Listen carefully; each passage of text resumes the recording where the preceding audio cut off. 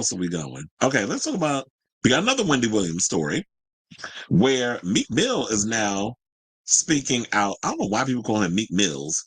Is that a black thing where it's like we always got to add an S to somebody? It's Meek Mill. They'd be like Meek Mills. So anyway, so Meek Mill's out here spilling tea and basically said that when he and Wendy lived in the same building, because with her right now denying that she has frontotemporal dementia and all the other stuff, he said he would often see her in a daze. Here you go snitching.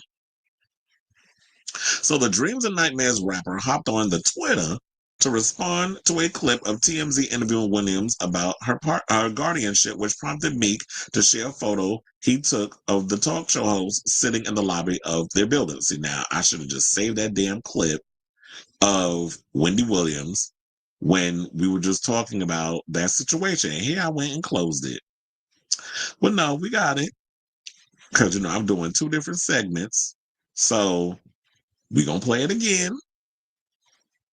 Because I was like, separate segments. I'm going to give y'all the clip. So for those of you who need a refresher, even though I just showed y'all like 10 seconds ago, we're going to play it again. Nope, that's not it. There it is. Please hold. Your dad is 34 in February, and he's up there in age. And I know you want to go to Miami to see him and celebrate his birthday because you don't know how many more there are going to be. Right, exactly. That must be important for you. It's extremely important.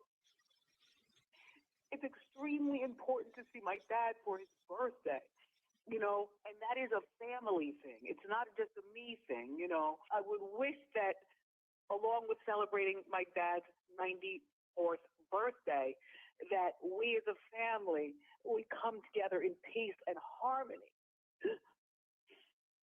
That's what I wish for my dad. Okay, so now, after that, Meek took to the Twitter and shared the following. So, he said, this has been going on for a minute. I lived in the same building as her 2023. I used to think to myself, like, why is Wendy Williams sitting in the lobby iced out alone in a daze? And it don't look right when she's getting picked up on guard.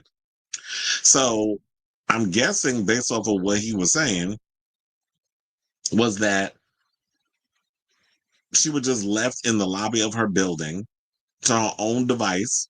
Nobody's looking out for her. Nobody's paying attention to her. And basically saying that I guess it don't look right when she's getting picked up. So like who was coming to the building to pick her up and where was she going? And back in 2023, was this around the time, this is the part where the math and the timeline and all this stuff got to come in. Was this when she was being managed by Will Selby? And was this when she was having the wrong people around her before she ended up in the conservatorship? So this kind of makes me wonder, like with Mika speaking on this when they lived in the same building, was it when she was under, surrounding herself with the wrong people?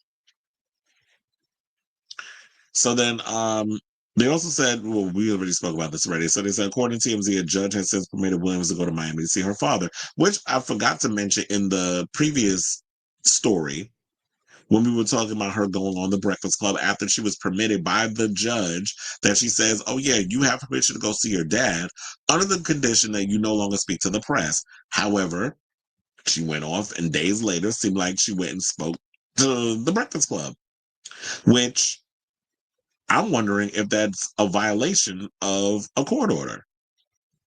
And Charlamagne did ask her in so many ways, are you going to still be able to go see your father? Like, does this put because he didn't say like, does you violating the whole situation, you speaking to the Breakfast Club, does that put you going to see your dad in any kind of jeopardy? She didn't, so that's not the way he put it. He was just like, are you still going to go see your father? Because I would think that, okay, well, her speaking over there, that is a huge risk. And I know, Charlamagne, with you having them 2 broads sitting up there with you on that show who be telling you the news and the gossip of what's going on, because you be acting like you completely oblivious at times, that this was a conversation that was brought up. So I'm sure you were aware.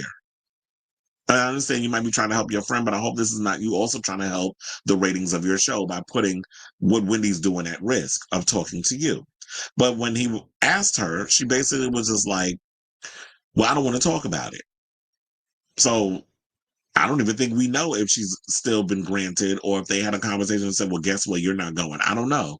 All we know now is the latest story of Sabrina challenging her on saying that she does not have frontal temporal dementia and she is not incapacitated. So now we're at a point where it's just like, okay, so now the next thing for her is to get this test so that way it can be proven that A, the doctors did not just pull some diagnosis out of their ass and said that she doesn't have it. And then we'll just have to take it from there. So Wendy went on to say that she's been court in the system since 2022. That's when Wells Fargo froze her bank accounts and petitioned for financial guardianship as her health began to deteriorate. Williams, was diagnosed with Graves' disease in 2018 and diagnosed with primary progressive aphasia and frontal temporal dementia in 2023. Now, a court-assisted New York lawyer, Sabrina Morrissey, a court-assigned, sorry, I should say, New York lawyer, Sabrina Morrissey, to become Williams's guardian.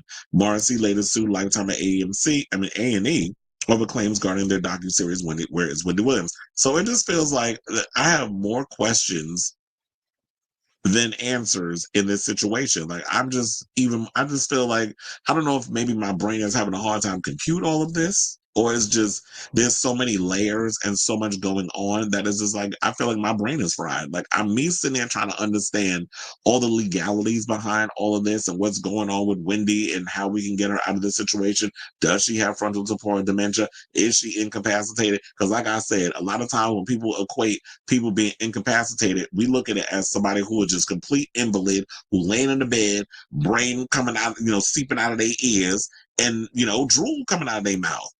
Like that's I think what people equate being incapacitated with.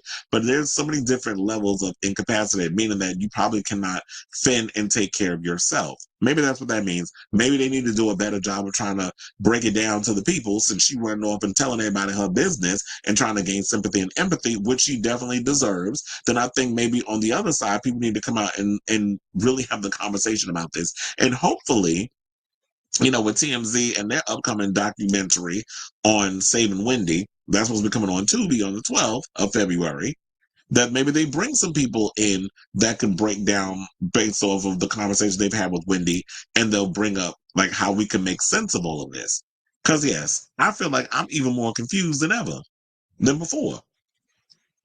So I say all this to say, what do y'all think in this story in regards to Meek Mill coming out? Speaking of which, I think Meek Mill, you need to be a little more to the point on what you were trying to say with this too, because you're coming across as vague in your opinion in this as well. And with all that hood talk that you was up in there saying, this been going on for a minute. I lived in the same building as her 2023. I used to think to myself, why is Wendy Williams sitting in the lobby iced out alone in a daze and it don't look right when she getting picked up on God? Like, I understand some of it, but I'm like, girl, what are you saying? So let me know what you guys think of this story in the comments down below.